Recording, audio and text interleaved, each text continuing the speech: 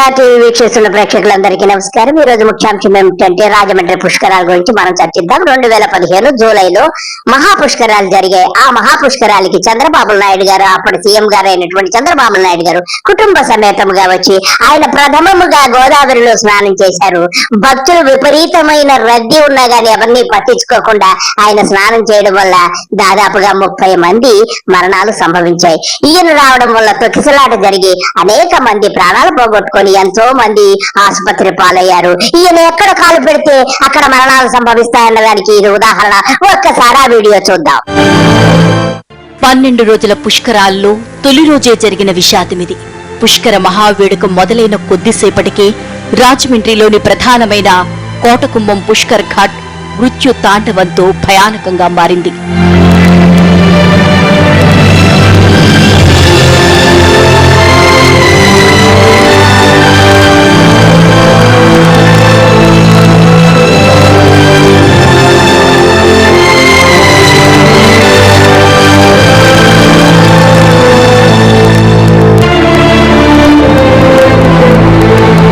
పుష్కరుడు ప్రవేశించే ముహూర్తం సమయానికి ఏపీ సీఎం చంద్రబాబు కుటుంబ సమేతంగా మొదటి పుష్కర్ ఘాట్లోనే పుణ్యస్నానమాచరించారు. అయితే అప్పటికే అక్కడికి భారీగా భక్తులు చేరుకున్నారు.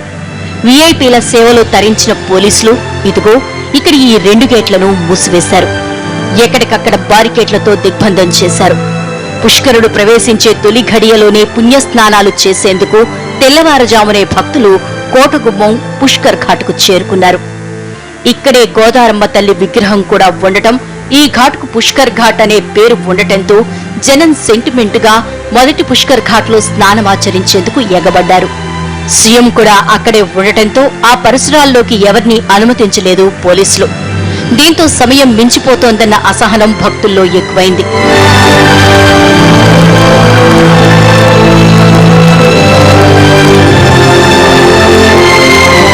దాదాపు 2 గంటల పాటు చంద్రబాబు పుణ్యస్నానం కార్యక్రమం నడిచింది. అంతసేపు జనం వేచి చూడాల్సి వచ్చింది. సీఎం వెళ్లిపోగానే 2 గేట్లను తెరవడంతో జనం ఒక్క ఉదుటున కదిలారు. అంతే, అదే పెను ప్రమాదానికి దారితీసింది. బాబు వెళ్లే వరకు బయట నిల్చున్న భక్తులు లోపలికి ఆతృతగా వెళ్లబోయారు. అదే సమయంలో అప్పటికే స్నానమాచరించిన భక్తులు లోపల నుంచి బయటికి వచ్చేందుకు ప్రయత్నించారు. ఉదయం 8:30 ప్రాంతంలో ఒక్కసారిగా గందరగోళం. ఇదిగో ఈ గేట్ల ముందే మృత్యుతాండవం జరిగింది. మెట్లు ఉన్నాయనే సంగతి చాలా మందికి తెలియకపోవడంతో అంతా ఒక్కసారిగా ముందుకు కదిలి కింద పడిపోయారు. పడిపోయిన వాళ్లలో ఎక్కువ మంది మహిళలే. ఏం జరుగుతోందో అర్థమయ్యేలోపే జరగాల్సిన నష్టం జరిగిపోయింది. అదిరే ఏర్పాట్లంటూ ఊదరగొట్టిన మహాపుష్కర ఘట్టంలో అధికారుల అలసత్వం మొదటి గంటన్నర వ్యవధిలోనే కనిపించింది. చంద్రబాబు వెళ్లిపోగానే ఆయనతో పాటే పోలీసులు మాయమైపోయారు. వేలాది మంది జనాన్ని కంట్రోల్ చేసేందుకు ఈ 2 గేట్ల దగ్గర 2 కానిస్టేబుళ్లను నియమించారు. తొక్కిసలాట తర్వాత బాధితులకు కనీసం ప్రాథమిక చికిత్స అందించే దిక్కు కూడా లేకుండా పోయింది.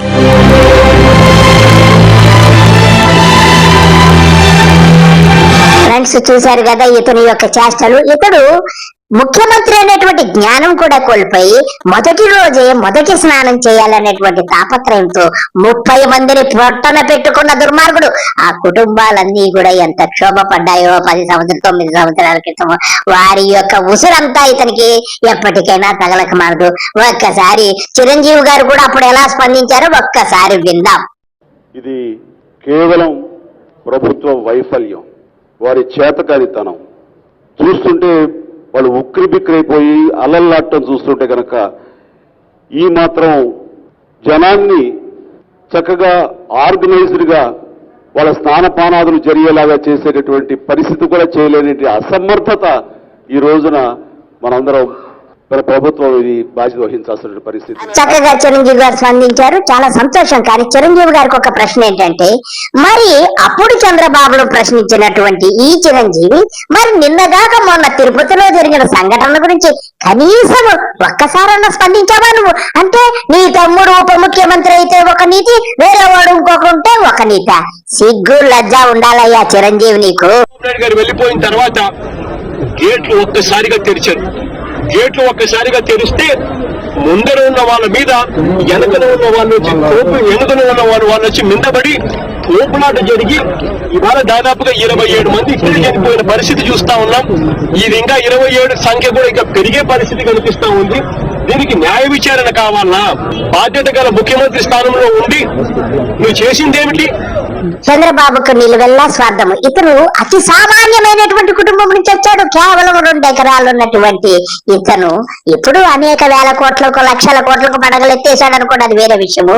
ఇతనికి అసలు బీదరికం తెలియనట్టు, ఇతనికి సైకిల్ కూడా గతి లేదండి నాకు తెలిసినంత వరకు.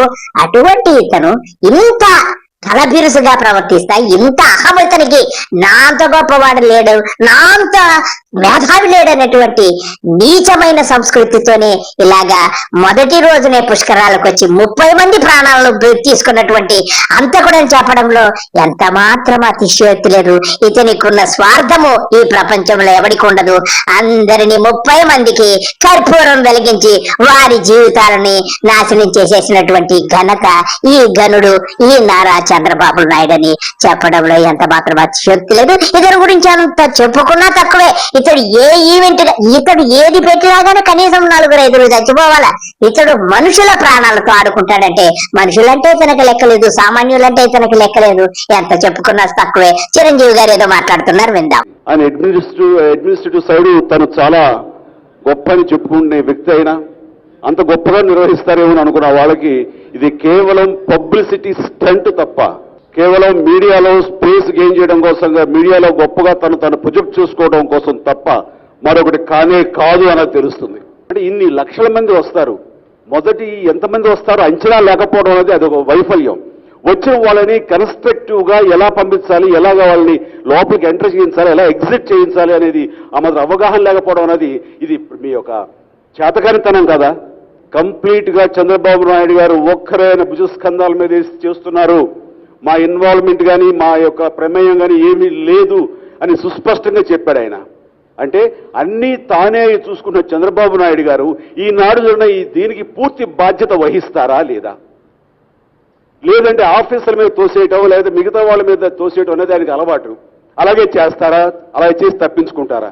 దురదృష్టం జరగకూడదు, కానీ ఇంకెంతమంది ఇలాంటి పరిస్థితి వస్తుందో, ఏ ఫిగర్స్ వినాల్సి వస్తుందో, అలాంటి చావులకు కారణమైనటువంటి చంద్రబాబు నాయుడు గారు ఆయన అంతరాత్మను ప్రశ్నించుకోమనండి. ఇప్పుడు దానికి సమాధానం ఏం చెప్పుకుంటారు?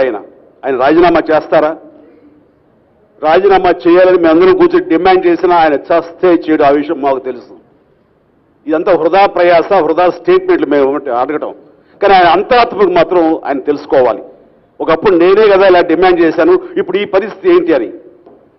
మహాకుంభమేళలో ఇంతకంటే ఎన్నో రెట్లు ఎక్కువ మంది భక్తులు అక్కడి నుంచి వచ్చారు. వాళ్ళందరూ ఎక్కడ ఎలాంటి అపశృతి జరగలేదు కుంభమేళాలో. అలాంటిది దాంతో పోలిక ఈ రోజు చూస్తుంటే కనుక సిగ్గుపడాలి నిజంగానే. ఇది చేతకానితనమే, ఇది వాళ్ళ అసమర్థతే. ఇది ఆఫీసర్స్ అన్నారు గంటలు మమ్మల్ని సమీక్షలు అని చెప్పేసి మమ్మల్ని ఆయనతో పాటు కట్టిపడేసుకుంటున్నారు, మా పనులు మమ్మల్ని చేసుకొని ఇవ్వట్లేదు. ఇంతవరకు చేయాల్సిన పనులు ఒక ఘాట్ తప్ప మిగతా ఘాట్స్ పనులు అన్ని అరకొరగానే ఉన్నాయి తప్ప ఇంతవరకు పూర్తి కాలేదు. ఏం చేస్తున్నారండి వీళ్ళు? అడ్మినిస్ట్రేటివ్ సైడ్ ఏమాత్రం అవగాహన లేదంటే ఒక వ్యక్తి, ఒక ప్రభుత్వ సలహాదారు, అక్కడ కీ పర్సనా? తనకి ఏం చేతనని అలాంటి వాళ్ళని పెట్టుకుని, అలాంటి కాకరాయల్ని పక్కన పెట్టుకుని వాళ్ళ మీద ఆధారపడి ఈయన సమీక్షిస్తారు సీఎం గారు. చాలా చేతకానితనమే ఇది. కాబట్టి దీనికి ఇది రాజకీయంగా మాట్లాడడం కాదు, రాజకీయ లబ్ధి పొందడం కోసంగా ఈరోజు చేసే ఆ తుచ్చమైనటువంటి ప్రయత్నం కాదు. నిజంగానే డిమాండ్ చేస్తున్నాం, దీనికి బాధ్యత నువ్వే వహించాలి. 2 కన్నీళ్లు కార్చేయని మీడియాలో చెప్తున్నారు. ఆ మీడియా వాళ్ళని నేను చెప్తున్నాను, మీకు కనపట్లేదా? చనిపోయిన కుటుంబాల వాళ్ళ రోదన మీకు కనపట్టలేదా?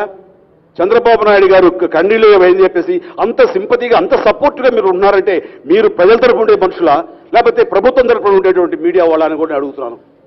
ప్రజల తరపు నిలబడండి. ఈ సమయంలో మీరు ప్రజలకి న్యాయం జరిగేలాగా చూడాలని ఆ కొద్దిమంది మీడియా మిత్రులు కూడా నేను వేడుకుంటున్నాను. సరే కదా ఫ్రెండ్స్, చిరంజీవి గారి ఆవేదన. ఈ చంద్రబాబుకి మంచి బుద్ధి ప్రసాదించి ఇటువంటి మారణకాండాలు చేయకుండా అతనికి సద్బుద్ధిని ప్రసాదించాలని ఆ భగవంతుని కోరుకుంటున్నాను.